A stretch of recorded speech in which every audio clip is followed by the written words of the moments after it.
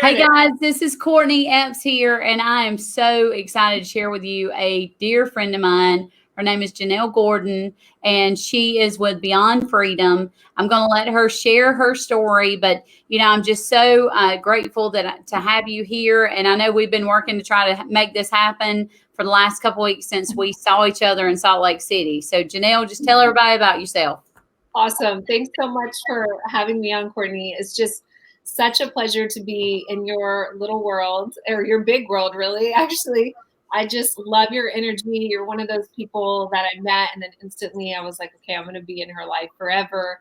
Yes. And I just, I just value everything that you're doing and all the change that you're trying to create in the world.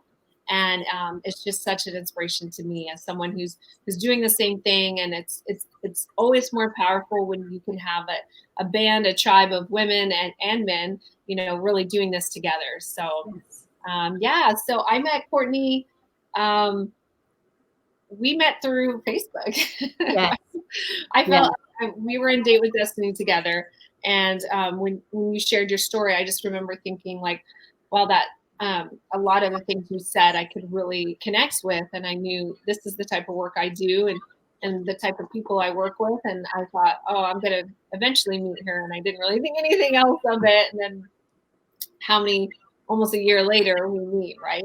Yes. Facebook through a post that I did. And, I was just so honored to be asked to be a part of this whole movement that you're creating with, giving and nonprofits. And our trip to Utah was just something that was very needed for me in my life in the nonprofit world, because I think as times, I know all of us can probably relate that we feel like we're making progress in life, and then all of a sudden we hit obstacles or things that kind of come, and we just feel like, okay, I just need to just like take my hands off the wheel for a moment and just let God take over, because I don't want to push anymore. I don't want to fight anymore. Right.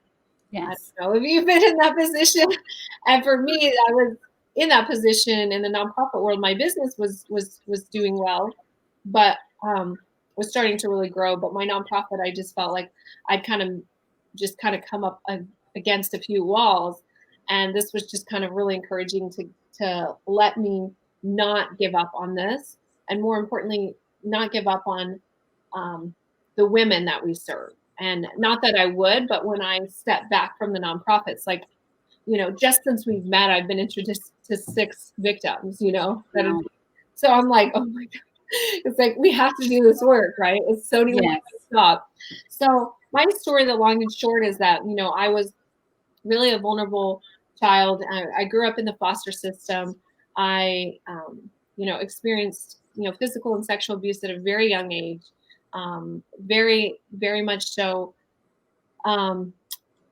Reminded me a lot about what that guy was saying when we spoke in Utah about the 6-month-old baby. That's when the abuse started for me. And so to have that trauma at such a young age, it can really change your life in a not positive way.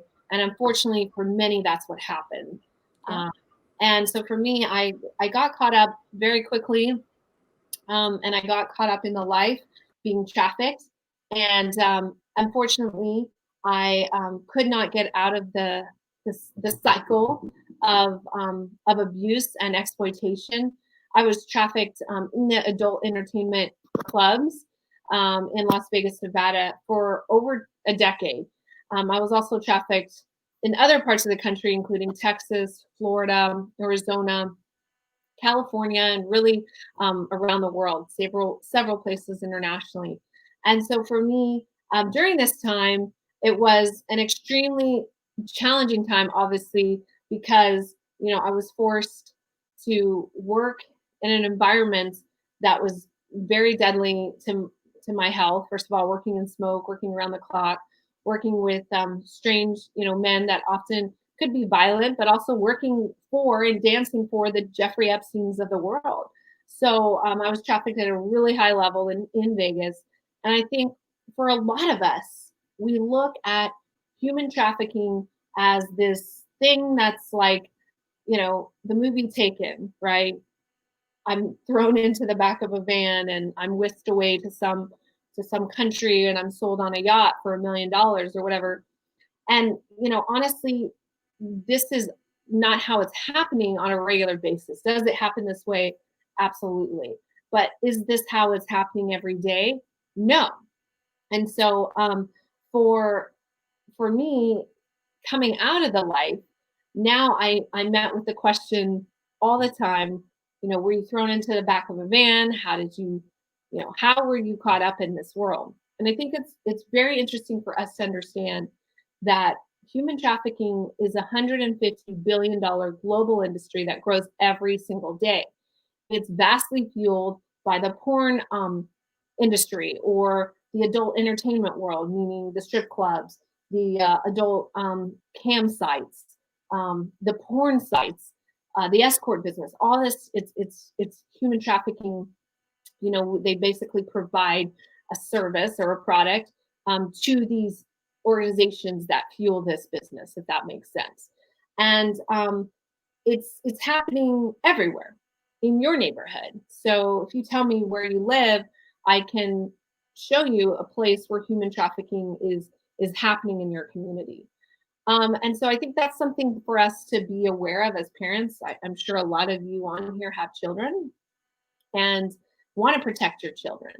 And the best way that we can obviously really protect our kids today is by educating them about, what's going on, educating them about healthy, connected, empowered sexuality, having to talk with your kids, and also understanding all the warning signs to look for so you can protect your children.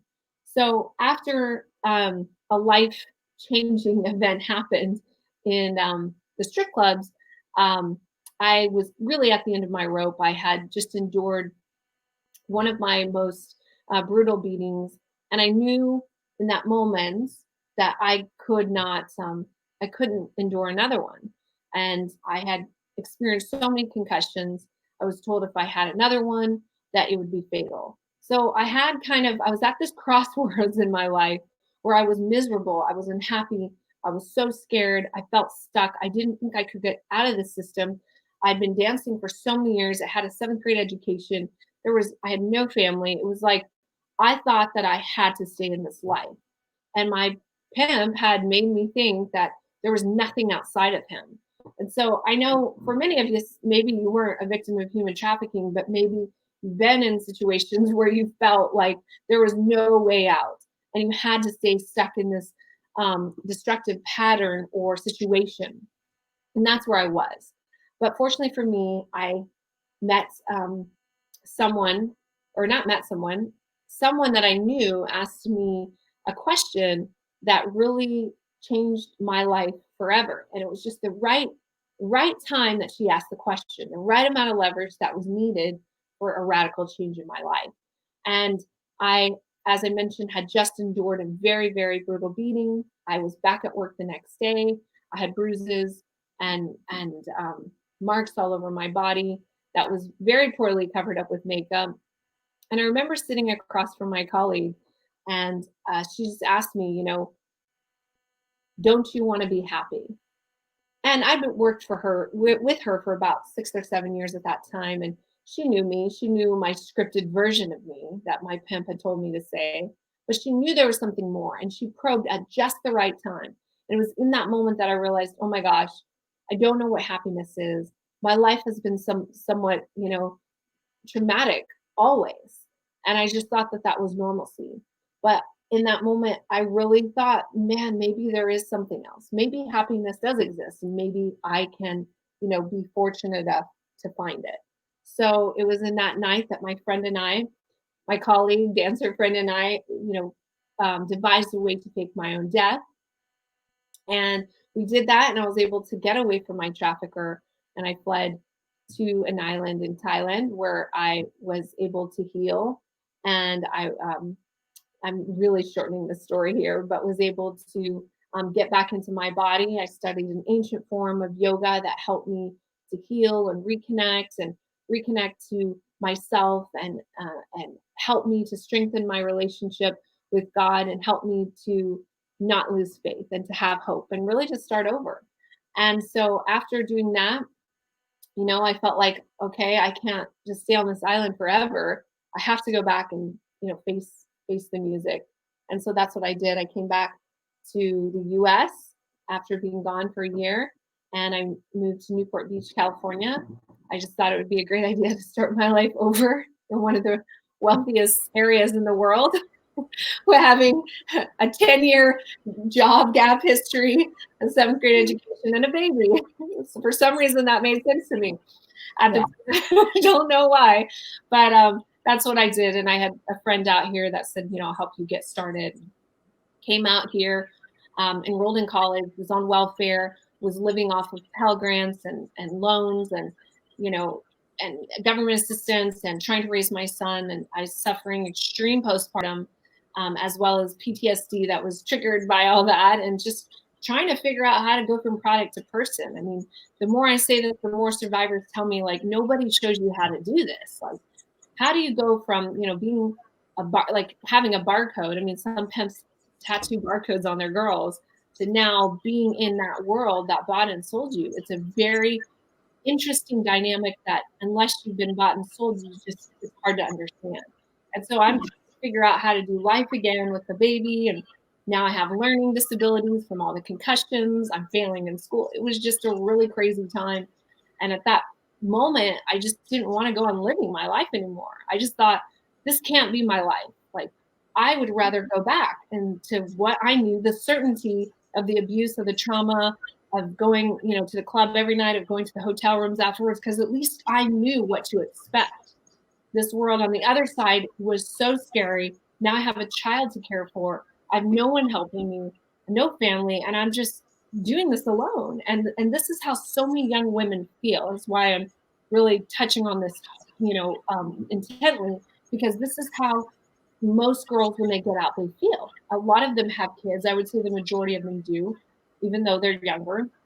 And they just feel like it's better to go back into life than be subjected to the cruelty of life after being a product. Because unfortunately, the churches, a lot of the churches, I'll say, and a lot of the faith-based organizations are not supportive. Some of them are, so let's say that too, but a lot of them aren't. If you're over a certain age, they don't want to help you, or if you have a child, they don't like that. They'll, and it's like the church is supposed to serve, period, not because this, and this. So during this time, I just felt like this is the end. I don't want to live life anymore. I had a very young child, and I came across a post that Tony had put on his Instagram, and I just wrote a comment saying, I really feel like I wasn't given the tools to live life. I don't know how to make it in this world that bought and sold me, I think is something I said. And I said, I'm trying, I'm doing everything, like I'm in school and this and that, and I'm still failing. And, and so whatever I said just, touched him, and he started writing me. And it was in that moment that I felt like I had a purpose in life. He said, I would love for you to come speak to our schools. I would love to help you help more women, but first I want to help you. You got to get okay first. And so from there, flew down to Unleash the Power Within 2017. I got to meet him. I was there, like, I felt like I had purpose in life. And it wasn't just about me. It was about we. It was about all these other women that society had thrown in the trash because they weren't important anymore. And what do you, like, you're the lowest of the lowest. You're like Mary Magdalene in the Bible. You're like, we know how people treated her. And that's how people are treating these young women, including myself. And so when Tony started sending me to his events, and it just put something in me that I thought, I have to do something about this.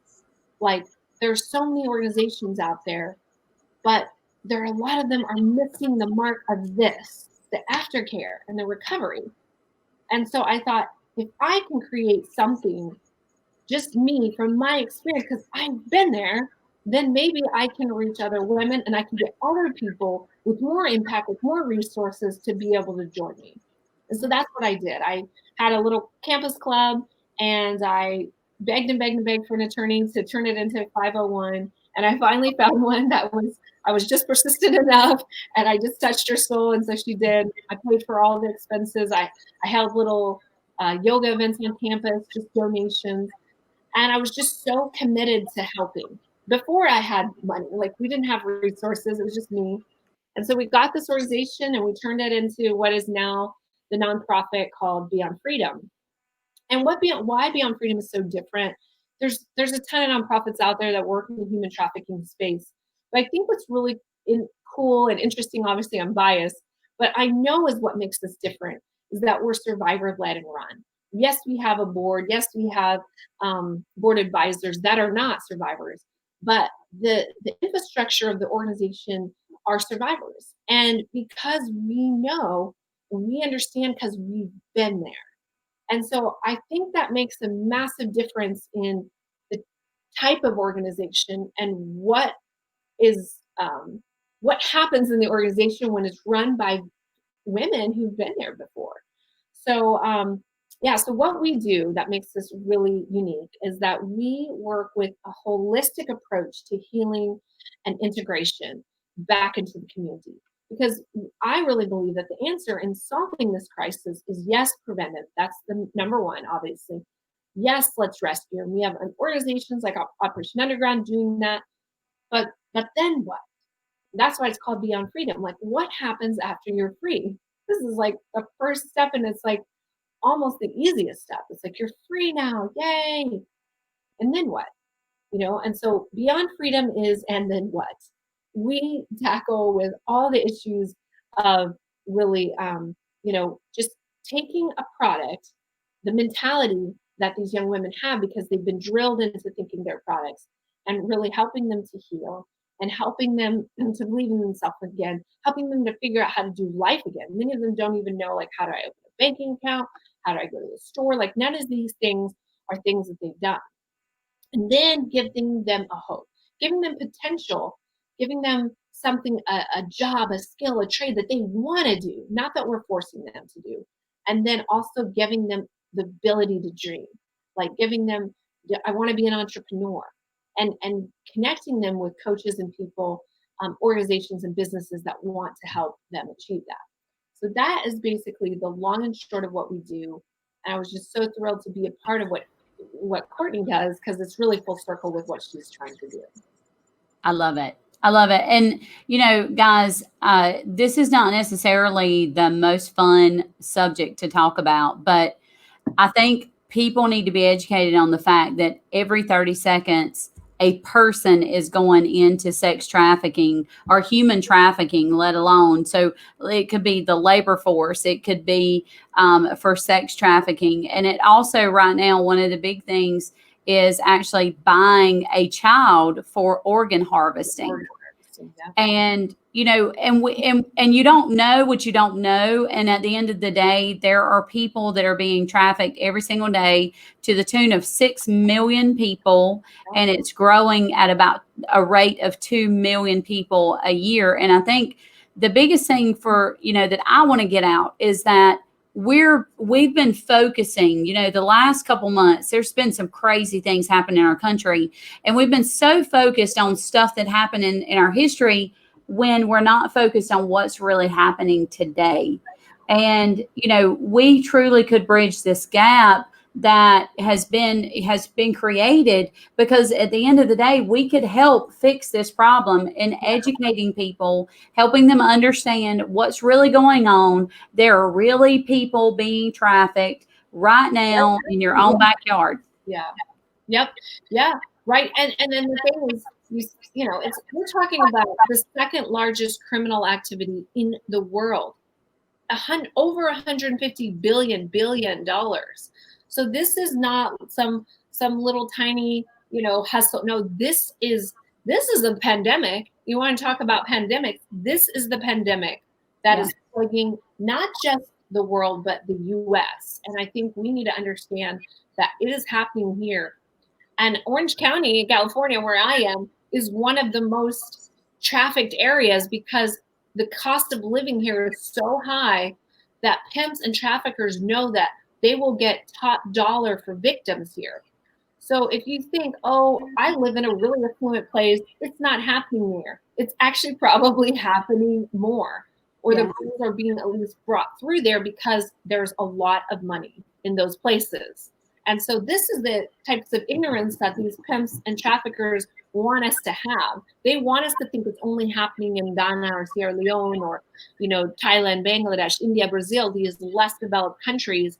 And it certainly is happening in those places, but it's happening right here in your kid's school. You'd be surprised. Your child could be sitting next to someone who's being trafficked during, after school. And there's signs. Could be someone your kid goes to college with. Every time I speak at a college, there's girls that come up to me and tell me, hey, I'm being trafficked, or hey, I just got out, I need help. So don't think that, these pimps and traffickers are so smart now, and they don't care. They'll let your kid go to school during the day, and at night while you're working or on the weekends, they will traffic them at night. They just want to make money. They don't care the situation. They'll make it work. Yeah. Yeah. And one of the scary things is that 60% of the trafficking in this country is actually done for children through foster care system.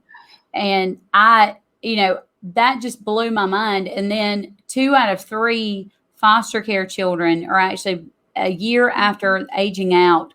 They're a foster care. They're either dead, they're in prison or jail, or they are homeless. And, so many people, and I think that I'd love for you to share this, is just, why do people continue to stay in a situation?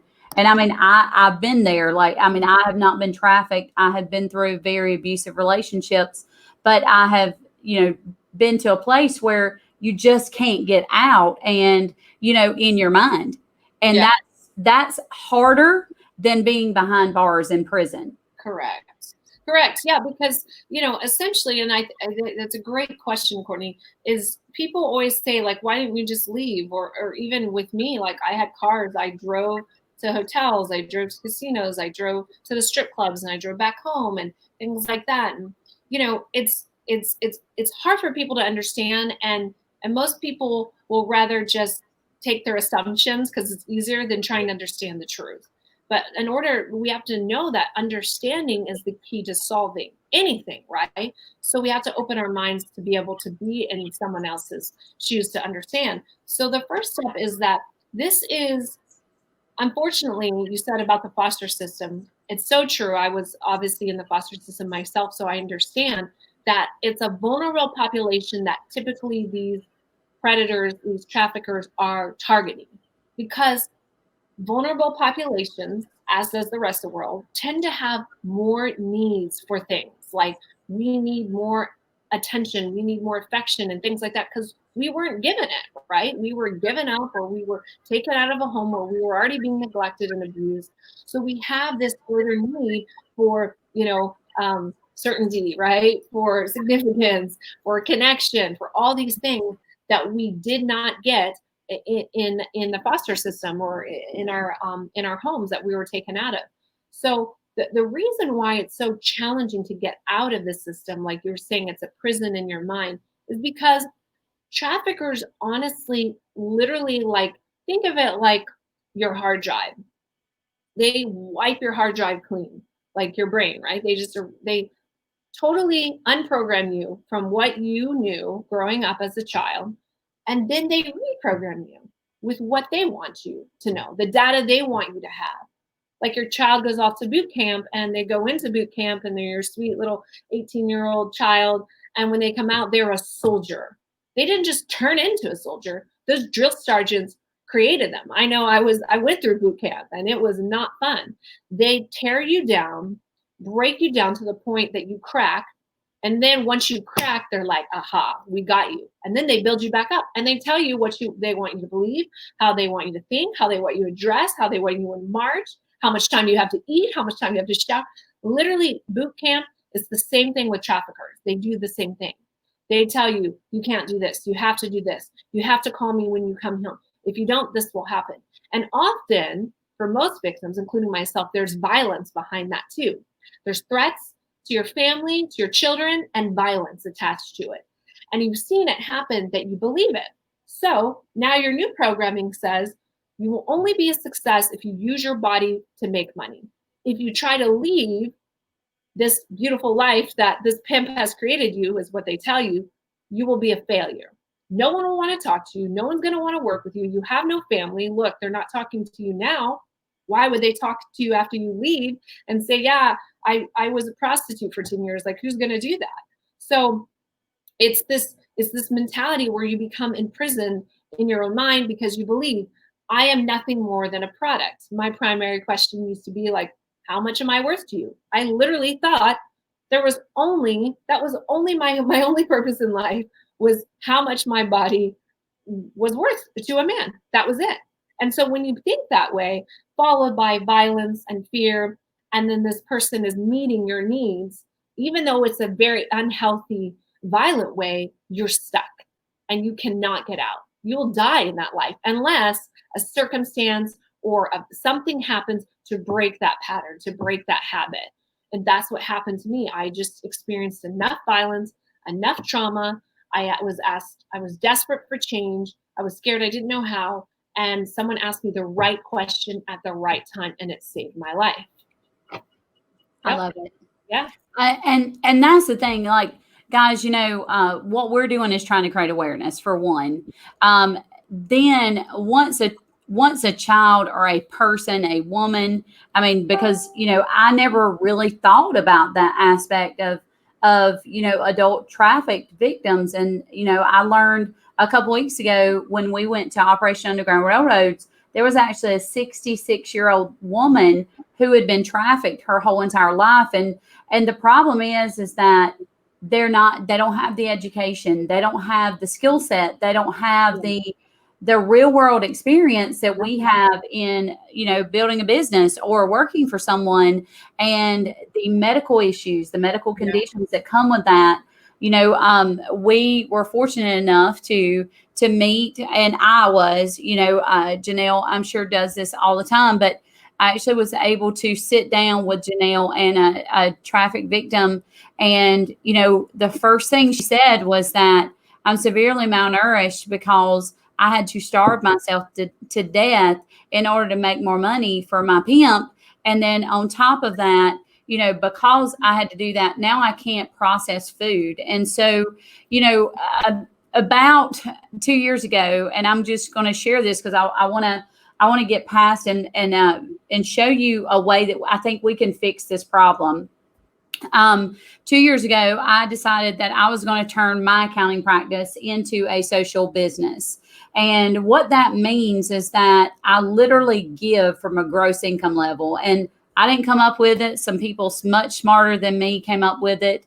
But a man by the name of Sam Castor, who is the founder of Manna Relief, he shared the idea with me.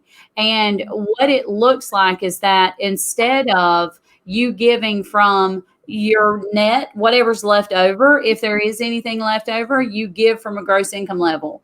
And the reason why you do that is, one, that it develops a sustainable model of giving that connects the consumer directly to what they're trying to do. So we started by giving whole food, plant-based nutrition to children in need through Manna Relief. And we did that 2 years ago. And when we started giving, we didn't have the extra money to give. We were in a place where we just lost everything that we owned due to massive mold exposure. We lived in a hotel for 45 days with our kids, our 6 children. And, we had to rebuy everything that we ever owned over the course of the next 2 years. And so we didn't have that extra money, but we committed to doing it. And the reason why is because every 6 seconds, a child dies of malnutrition. Now, it's crazy to even think how many of those children or adults, for that matter, are trafficked. And that's the reason why, because they're being starved to death. Yeah. And so I fell in love with that idea. And, it's great to be able to free up money for people. It's another thing to be able to save people's life. Yeah. And to be able to connect those two. Now, I can't be an EMT. I don't want to be a doctor. I don't want to be a nurse. I don't want to deal with all that. But I was able to connect that. And what it did is it created this culture of giving for our staff, for our clients, and for myself. And I started focusing not on the amount of money that we could make from our business every day, because I have a for-profit, but on how much I could impact every single day. And that truly shifted our business, going from $15,000 a month all the way to $254,000 in the month of March is, when we hit our biggest month. And that really shifted everything. It was like we grew because we gave. And, giving truly does change everything. And then I started learning and educating myself on, first and foremost, I met at a Tony Robbins event, I met Operation Underground Railroad, and I fell in love with what they were doing, eradicating sex trafficking. So they go in and they bring out these children and they help provide aftercare facilities for these children. And I fell in love with that. And I said, wow, if I could take the nutrition, the product that I have with Mana Relief, and I could connect that to Operation Underground Railroad, I think I can truly make massive change. I can help these victims.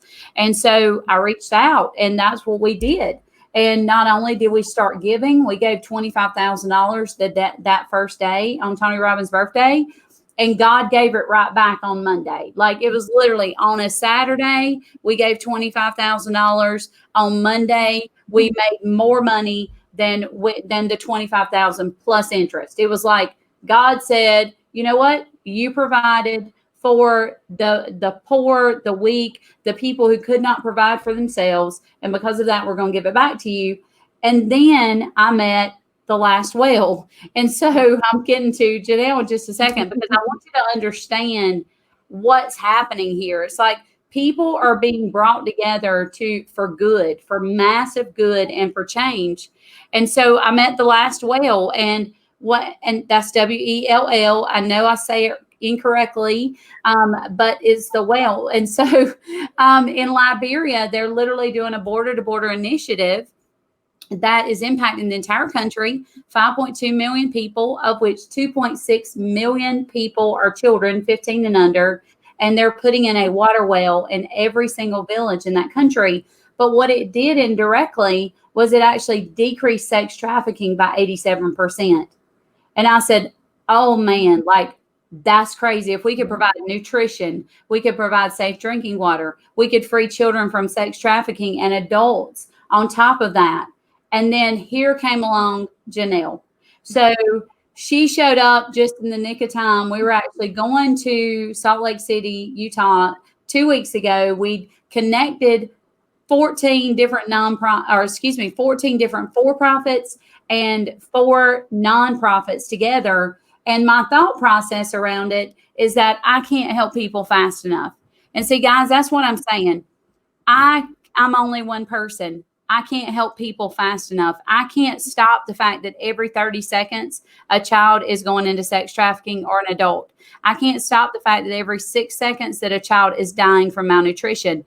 But I can impact some of them. I can't stop all of them. But if I teach and educate people on what I did, what we did to make our company successful by growing over 20 times in the last 2 years, then we can help other people, other businesses do the exact same thing. So I saw Jennelle, I saw a Facebook post that she had, and it just really connected with me. And I reached out to her and I said, we have to talk. Like, we have to have a conversation. And, so many people, they don't talk about the bad things in their life. And, and I've had a couple bad things happen in my life, and I've been sexually abused, and, and I'm not scared to share that with people, because I want you to understand it affects us. Mm-hmm. Like, it is not something you just put under the covers and pretend like it didn't exist, because it does. It's in your mind. It's in your subconscious. And so I started having conversations with Jennelle, and the same kind of conversations that, things that she dealt with insecurity, with not being good enough, and not feeling like you're pretty enough. And I realized that a lot of that came and stemmed back from that day. But thank God I had a loving family. Thank God I had an education, a college education, and I had a career, and I built a business. And so I don't know that I would be here today had I not had that family relationship. Yeah. And so Jennelle, like, she like stuck out. Like, we had to be friends. Like, and I said, you've got to be in Utah. Like, we're going to change the world in Utah. I need you to be there, because she was that aftercare portion. See, it's not just about, like, we pull the children out, we pull the adults out, And there's so much work that's the beginning. Like there's so much work that has to happen after that. You're talking about like literally, think about it if it was like a drug, like a meth addiction, right? And you're like, okay, we got the meth away from them. We got them in the treatment center. Or even that's the next step. They stopped taking meth. We got it away from them. Right. But that doesn't mean that they're not going to relapse, or that their life they haven't destroyed their life. And it's the same thing. It's an addiction, unfortunately, that most women didn't walk into eyes wide open. They were forced into that. But it still is an addiction because they were having their needs met in a certain way and they couldn't psychologically get out of it. And so when they come out, I mean, think about it. Like for me, I'm one of the extremes, although there are others too, but like no education, no job history. I mean, what am I going to go up and say, yeah, I wasn't working for 11, 12 years. I was working, but I can't put it on a resume. Right. Escort is going to hire me for that. Stripper, in the porn world, like servicing the Jeffrey Epsteins of the world. No one's going to say, oh yeah, sure, come on in. And then the types of jobs that women are, these women are forced to get are, low level jobs. How can they provide? Most of the girls have children. How can they, then you talk about education. I'm still working on my BA. I'm going to be getting that until one of these days I'll get that damn degree. But, I'm still working on that in the midst of building a nonprofit, a for-profit, and raising a child alone. Fortunately for me, I got help from Tony and I got plugged into the world. And I have coaches and I have mentors and I have people like Courtney that care. But most girls don't have that. I am the 1% of victims that get out alive. Let's think about that for a minute. 1%. But then it's an even smaller percent, and I don't even think they have a number of this, of women that get out of the life and go on to be successful in life. Yes. Out the plague of poverty, panic, PTSD, and really living a life full of purpose, passion, and prosperity, like life on their terms. And these young women, these children that have grown, and some of them into women, deserve that chance. They've had their childhood taken away. Some of them, they've had their early teens, their college years, the best years of their life robbed from them for this multi-billion-dollar industry. And we have to say that they matter and that we can rehabilitate them. And we have the science to do it. We have the products to combat the PTSD. A lot of the products are very expensive, but we do have the science to do it. We have the healers that are willing to work with the girls. We have the programs. We have an online platform that we're curating that will be available to any survivor anywhere in the world, as long as they can get a phone, a computer, something. This is available to them. We have the organizations like yourself and others that are willing to train our young women. So we have the tools and the resources. We just need help with the support to run and to build and to grow this infrastructure. Because we can, and we are rehabilitating victims. We do have success stories. Yes. One of our young women is now going into law school. And it was because I personally coached with her and she worked with some of our programs that she was able to get that. I didn't get her into law school. Let me just be clear on that. But because she had that supportive services that we offer in the forms of coaching and the forms of online platforms to help women get out of the prison, right? Get back into their bodies and then really succeed. She's able to do that. We have a girl that was sold by her mom at 4 years old. 4 years old, her mom sold her. She was impregnated 13 times, has had like 13 miscarriages, 12 miscarriages, one stillborn. She's now working on her paralegal, and she has a job, a very successful job in it's like home health care for nurses. And she travels. She's in Hawaii now. She's healing. So we have success stories, but we just need more support so that I can continue to do this work. Because I can't do it alone. Courtney can't do it alone, but together we can. Exactly. And that's the thing. So, what I am sharing with people, and I want you to understand, is that what I do for a living is I free up money. I'm a tax strategist, and that's what I'm very, very good at. And so I find money for people so that they, I teach more so that they can then save more money, and then they can live more, but then also give more, because I think that's truly, I know that that's what changed everything for us. And I know that that's what can change things for you as well. And so, what I'm committed to doing is to help nonprofits that are doing good in the world. Now, granted, there are some nonprofits that are not necessarily the money that you're giving to them, or might be going down the drain, or it might be going into someone else's pocket. But these are the nonprofits that I know, that I've vetted, that I know that are doing good in the world. And what I want to help them with is to provide the funding, but I can't do it alone. And so what I want to share with you is that, one, I can help you free up money. If you want to book a tax strategy session, that's great. But that's not what I'm here to share with you today. What I'm here to share with you is that by giving from a gross income level, that becomes part of your world, part of your mission, part of your model of giving. And because of that, that becomes 100% tax deductible as a business expense. Now, why that's important is because typically if you give even if you give typically on your net income level, what happens is it flows back to your personal tax return as an itemized deduction, and 96% of Americans get no benefit from giving. And so what I want to teach you how to give. And if you just give, it could be for every product, it could be for every service that you offer, it could be for every dollar. That's what we've done. It's like for every dollar, we provide a serving of food. For every 25,000, we free a child from sex trafficking. So that's part of our model. And so you can make it part of your model as well. And here's what I'm also doing to give back. Because I think the focus is we should take for-profits, connect them with nonprofits that are doing good, so that both of us can stop focusing on money. See, the thing I see with nonprofits, the problem is they're always trying to get funding, because you can't help people if you don't have the funds to do so.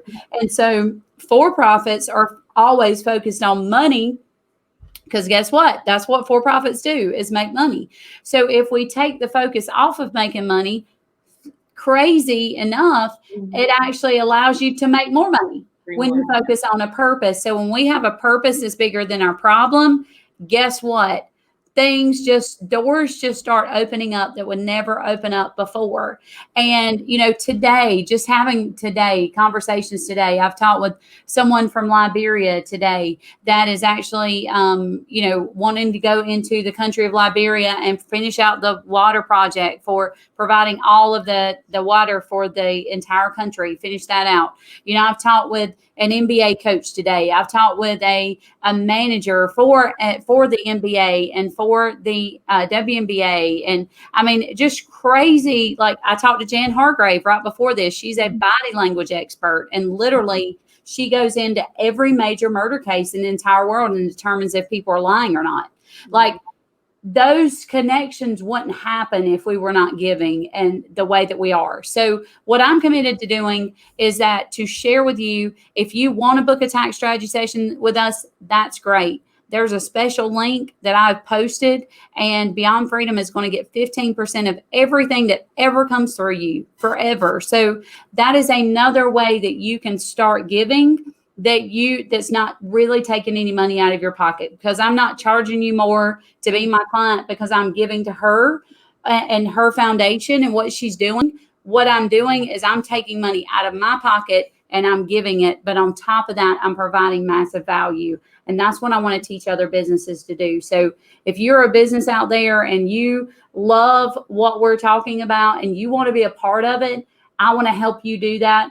No questions asked. Not going to charge you anything. You don't necessarily have to do my nonprofits at all. But if you want to be able to provide to them and change and make massive impact, that's what we would love to share with you. So, Janelle, I know we've taken, it's like, I feel like we've been talking for 15 minutes and I can listen all day. But I know both of us have got to get home. It's 8:50 here, and it's almost 6 o'clock where you're at. And I've been working since like 7 a.m. this morning. But it's so exciting to be able to help you and to benefit, be able to be a part, just a small part of helping these women, because on a daily basis, I have to do what I do best in order to make more money so that I can help more people. So I appreciate you for being on here. You know, I'm sure you have something else you want to share with the audience as far as, you know, how they can give. I have put your website just so they can know where to give. But go ahead if you want to share anything else. Just last thoughts is, I mean, the website link is there, and there's a link directly to donate. We use DonorBox. We like that platform. They don't take a lot of fees, and they work directly with nonprofits, so it's just an easy credit card. But right now, we're in the process of rescuing 3 young women that are trying to get away from their pens. So that's, you know, what your money is going towards is getting them, you know, secured, getting them safe, getting them into housing, just starting the rehabilitation product. It's really hard to put a number on how much money it takes to rehabilitate a person, but you know, every dollar helps. This is not like a one and done thing. This is a process, and our first step in this is just getting them safe, getting them nourished, getting them healthy, and then we start the process of healing. And then after the healing, once they're more stable, then we get them into schooling, job, trade, a skill, or into entrepreneurship, which is what we love to do. We love to support that. So right now, if you want to go and give, it's easy. You could do a monthly payment, like $5 a month, $10. We love those donations because we know they're coming every month, and we can count on them to help facilitate the healing that we're doing with these girls. So thank you so much for having us on, and I'm sure we'll be on again talking more. Yes. And just appreciate you and all you do. Thank you so much, Janelle. Thanks, guys, for listening, and please share this so, you know, we can get out that people are being trafficked every day, and we have got to do something about it. This is so much bigger than what you even can fathom. You know, I have been engulfed in what is going on just in the last couple months, and you know, you can't unsee it once you've seen it. So there's a really good documentary that I would love everyone to go watch. It's called Operation Toussaint, and that's on Amazon. And that will make you more aware of what we're talking about, that this sex trafficking, it does exist every single day in America and in every country around the world. And we have to help be a part of the massive change and to help stop this from happening. And then also to take care of the victims. I'm not even going to say victims, to take care of the survivors when they come out of it. So they need your help. And if you feel led to give, please give. If you want to book a tax strategy session with me and benefit Beyond Freedom, please do so. And, you know, we will give you as much value as we possibly can. I hope you guys have an amazing night. Peace out.